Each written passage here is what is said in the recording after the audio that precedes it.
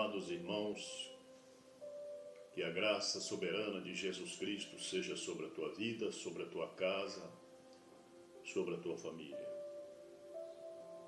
Eu estava meditando sobre a palavra de Deus e nós vimos tantas coisas acontecer nos nossos dias que é necessário nós aproximarmos mais de Deus enquanto há tempo.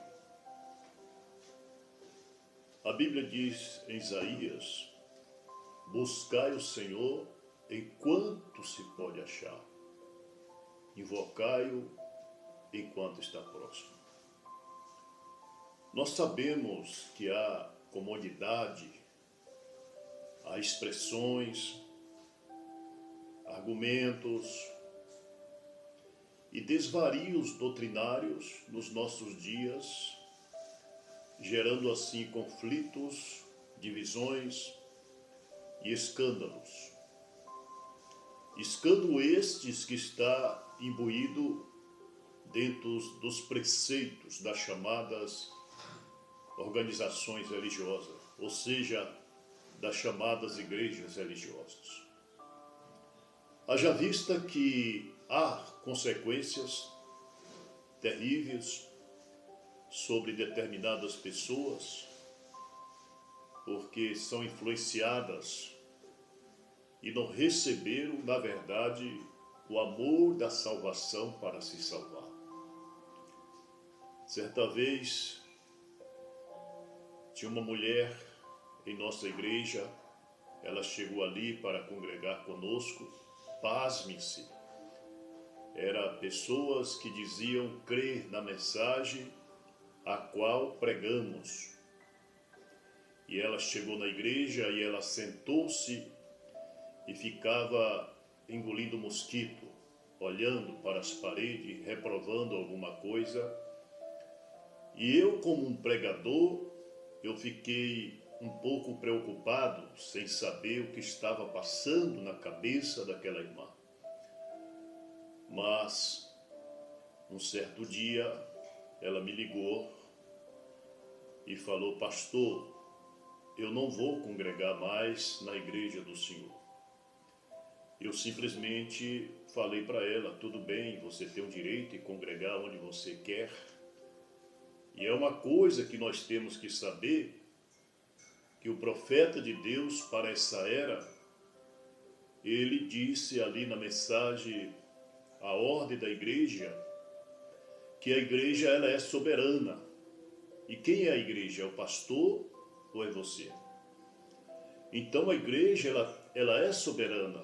E na soberania dela, ela tem o direito de escolher qual pastor ela vai congregar e qual a igreja ela vai congregar. Ela tem o direito de escolha.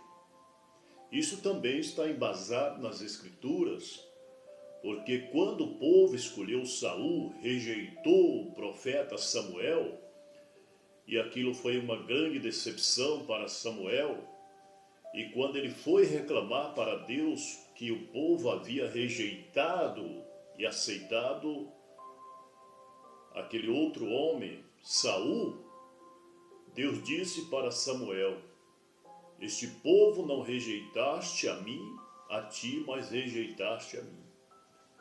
E Deus então ele disse para Samuel: dê Saul para o povo. Então o povo tem o direito de escolha. Por isso você tem que entender que você, quando você quer escolher, você não precisa de estar apegado a ponto de você pensar que você não tem o direito de escolha. E aquela irmã, ela pediu para sair da igreja, e assim que ela saiu, ela me ligou pedindo para que eu fosse ali, ou ela viesse até a igreja para devolver os seus dízimos. E eu, evidentemente, com toda a sinceridade do meu coração, eu disse para ela que ela poderia devolver o seu dízimo, entregar seu dízimo em outro local onde ela estava com desejo de congregar. Mas ela me disse uma coisa E ela disse para mim, isso foi muito importante, porque ela disse: pastor Carlos, você sabe, o senhor sabe por que eu estou saindo da sua igreja? Eu disse para ela: não, irmã, eu não sei o porquê. Ela disse: porque o senhor não pertence ao grupo de Goiânia. Porque o senhor não pertence ao grupo que está estabelecido em Goiânia. Eu tive uma grande surpresa, porque eu não sabia que a gente era excluído por não pertencer a um grupo chamado Grupo de Goiânia. E assim muitos irmãos aí têm esse cordão umbilical ligado a Goiânia, ligado a Belo Horizonte, ligado a tal e tal e tal, e isto tem que ser cortado. Você tem que cortar esse cordão umbilical com grupos de igrejas. E você tem que estar ligado à palavra, à Bíblia, à palavra de Deus, você tem que estar ligado ao Espírito Santo. Porque quando nós sabemos que o profeta disse: ficai ao lado do seu pastor, é claro, é evidente que você tem que estar ao lado do teu pastor. Mas quando esse pastor comete um deslize ou comete algo doutrinário, algo errado, você não pode acompanhar com ele. Você não pode ir com ele porque ele está em falha perante a Bíblia. Você não pode ficar ao lado de um pastor, como se pregam isso aí na cabeça das pessoas. Ficar ao lado do seu pastor. Nós temos que ficar ao lado do nosso pastor. E se esse pastor estiver de acordo com a palavra, dos preceitos, dos rudimentos de Deus, tudo bem. Mas se ele sair, ele não é mais o homem do centro, ele se desviar para a direita ou para a esquerda com linhas doutrinárias, você tem o dever, você tem a obrigação de abandoná-lo. Esta é a revelação da palavra. Porque se você saber disso e ouvir uma advertência e você continuar ali, certamente você terá graves consequências na tua vida. Agora, olha a hora que nós estamos vivendo. Eu não vou congregar com o senhor porque o senhor não pertence ao grupo de Goiânia. Eu falei: tudo bem, fica à vontade. E graças a Deus, Deus tem nos dado esse entender, esse conhecimento, que os crentes, a maioria dos crentes, eles não leem a Bíblia. Eles não ficam ao lado da Bíblia. Eles defendem uma tese, uma ideologia, um sistema religioso. E isso é muito grave para você. Você tem que quebrar essas coisas. Você tem que ficar ao lado do Evangelho de Jesus Cristo. Agora eu gostaria de falar um pouquinho aqui sobre este assunto que eu vou ler aqui, que está escrito aqui no livro de Ezequiel, capítulo de número 28. Ezequiel, capítulo 28, versículo de número 14. Diz a palavra de Deus: eu te estabeleci como querubim da guarda ungido. Estava no monte santo de Deus, andavas entre as pedras afogueadas, perfeito eras nos teus caminhos. Desde o dia em que foste criada até que se achou iniquidade em ti. Olha a qualidade de Satanás. Olha a qualidade do diabo. Deus criou o diabo, dotou ele de formosura, de sabedoria, e foi dado para ele também esse privilégio de ser um querubim ungido. Mas aí eu te pergunto, ele foi expulso do céu? Sim, ele foi expulso do céu. Por que Satanás foi expulso do céu, já que ele tinha essas grandes qualidades sobre si? Isto prova que ele foi expulso do céu não porque ele fumou, porque ele bebeu, porque ele adulterou, porque ele matou, porque ele era um querubim ungido. Mas o que ele fez, por que Deus o expulsou? Porque ele se exaltou. A exaltação, a Bíblia diz que aquela exaltação dentro dele subiu aquele glamour. Ele queria ser igual a Deus ou maior do que Deus. Ele queria um trono para ser idolatrado, para ser venerado, pelos demais anjos ali no céu. E Deus deixou ele fazer a sua campanha, Deus deixou ele fazer o teu trabalho, Deus deixou ele fazer a sua política ali no céu, porque nesse período o que ele estava fazendo? Ele estava aliciando os anjos do céu. Ele estava aliciando, fazendo a sua campanha ali no céu para conseguir adepto a si. E a Bíblia então mostra que Satanás, ele conseguiu convencer 1/3 dos anjos do céu para ficar ao seu lado. Com aquela conspiração, com aquela mediocridade e com aquela situação, ele conseguiu conquistar para si 1/3 de anjo do céu. E o que Deus fez? Por causa do orgulho, por causa daquela condição, a Bíblia então mostra que Deus expulsou aqueles anjos do céu, 1/3 dos anjos do céu desceram, caíram sobre a terra. Está escrito em São Mateus: eu vi Satanás cair como raio do céu. Ele foi expulso, ele caiu do céu, e o que ele fez? Ele veio trabalhar aqui na terra com seus anjos caídos, que dantes conhecia louvores, conhecia adoração, e eles entendem muito bem o que é a área do Evangelho. Eles sabem muito bem o que é pregação. O diabo sabe pregar bonito, o diabo sabe falar em línguas estranhas, o diabo profetiza, o diabo, todos os 9 dons carismáticos que está escrito em 2 Coríntios capítulo 11, o diabo ele personifica todos os dons. Exceto a única coisa que o diabo não pode fazer é amar, porque o amor é Deus. Então o diabo ele não pode amar, mas ele fala em língua, ele profetiza, ele prega bonito, ele canta bonito, exatamente para enganar, porque esses anjos caídos que desceu com Lucifer, que desceu com Satanás, eles estão aí dentro das igrejas, dentro dos templos religiosos, exatamente para enganar. Por isso que Jesus falou que, se possível for, enganaria teus próprios escolhidos. Isto é anjo caído.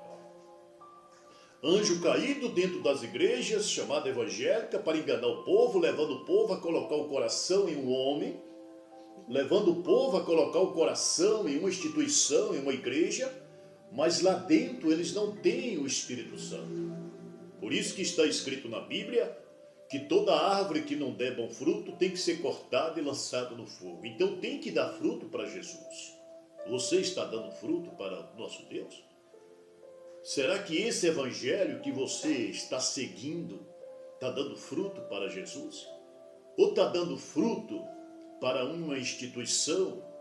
Ou está dando fruto para uma economia onde se constrói ali grandes templos, onde se aglomera ali grandes investimentos para investir na sociedade, naquela condição em que você sabe que aquilo ali não agrada a Deus.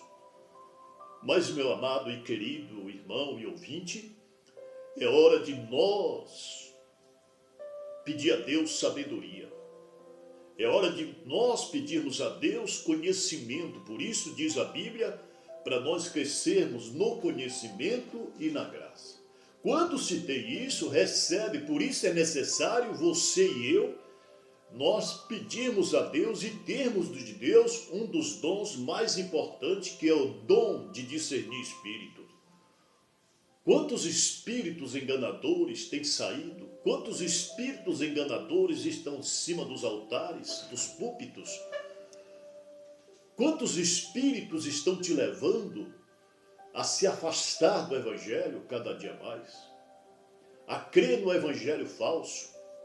E nós sabemos que um evangelho falso, o que é que ele produz? O que o evangelho falso produz? O evangelho falso, ele produz uma falsa sensação.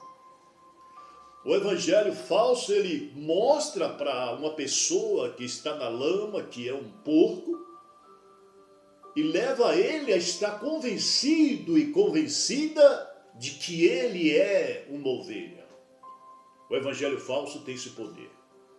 Levar um porco a pensar que é uma ovelha, estar convencido que é uma ovelha e acreditar que é uma ovelha pelos argumentos que são pregados, pelos ismos que são pregados, por aquilo que é anunciado. As pessoas estão alegres, sorridentes, felizes, porque está frequentando uma instituição religiosa e achando que é uma ovelha, quando na verdade ele é um porco.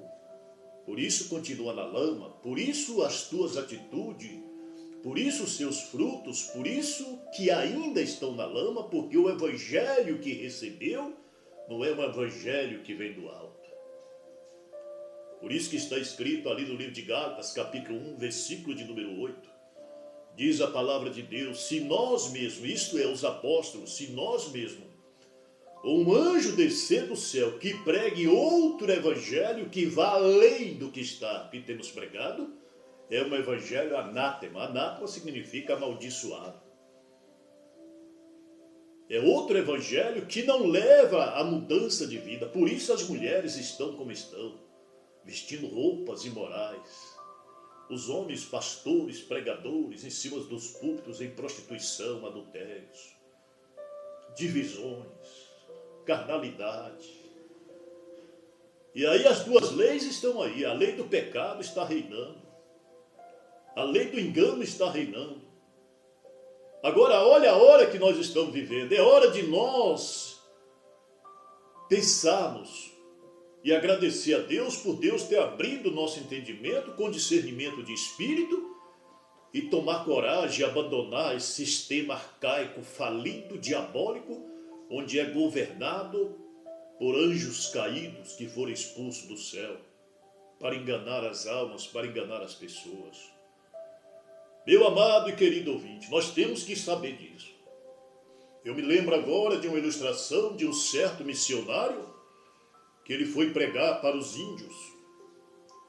E ele entrou ali na selva para pregar para os índios, e quando ele chegou ali, ele encontrou com um cacique. O que ele fez? Ele não tinha autorização para pregar, mas ele deixou a sua velha Bíblia com aquele cacique. E passado algum tempo, ele voltou, ele retornou àquela aldeia para ter informação o que havia acontecido. E quando ele chegou ali naquele cacique, ele disse: e aí, irmão índio, como é que estão as coisas? A Bíblia que eu deixei, você leu? As palavras que eu preguei, que eu falei do Evangelho de Jesus Cristo para você, você assimilou, você recebeu? E aquele índio, ele disse: olha, pastor, desde que eu comecei a ler a Bíblia, desde que eu comecei a examinar as Escrituras, e isto é importante, nós temos que ler a Bíblia, nós temos que examinar as Escrituras, nós temos que ter uma mente aberta, e nós não devemos deixar ser levado por anjos caídos, por falsos pastores, por falsos pregadores. Quando eles usam a palavra de Deus para seus próprios benefícios, e muitos dizem: Deus falou comigo, Deus está me entregando revelação, Deus manda te falar. Deus não fala fora da Bíblia, não. Deus fala dentro da palavra. O que acontece é que as pessoas deixaram de examinar as Escrituras.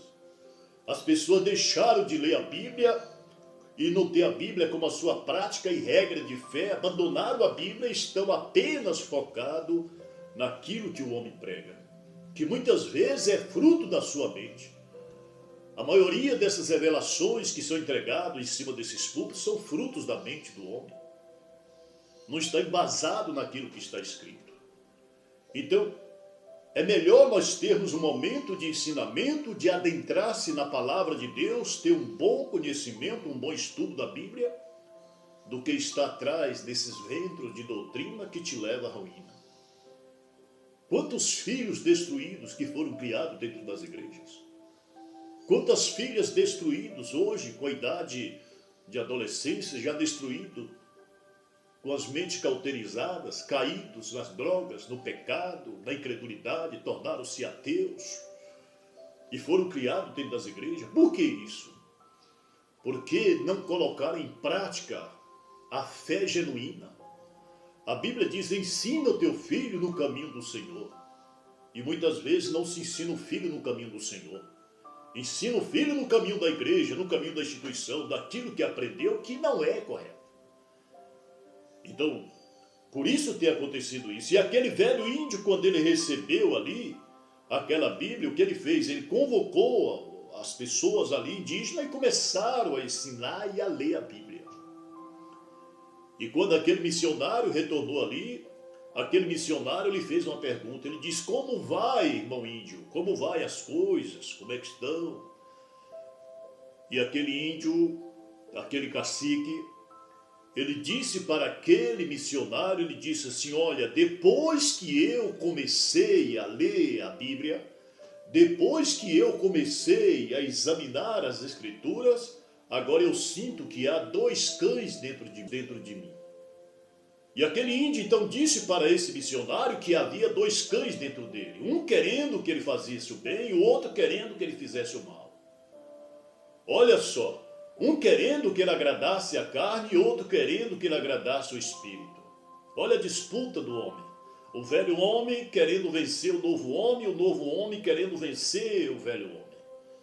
As velhas atitudes, as velhas práticas querendo voltar a reinar neste corpo, nessa casa, mas as novas práticas querendo uma oportunidade. Dê uma oportunidade para Deus. Abandone os teus pecados.